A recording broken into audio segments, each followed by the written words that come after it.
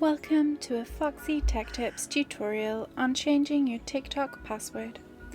If you find this tutorial helpful, please consider subscribing to my channel and liking the video. Open up TikTok and tap on the profile button in the bottom right corner to get to your profile page.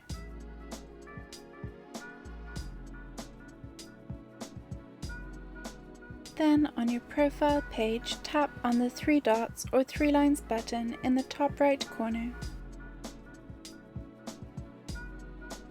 In Settings, tap Manage Account.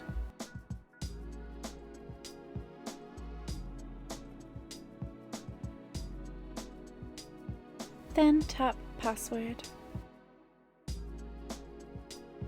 You will have to receive a verification code to your phone or email, depending on which you have attached to your TikTok account. Type the code into the text field, and then type your new password and tap Next.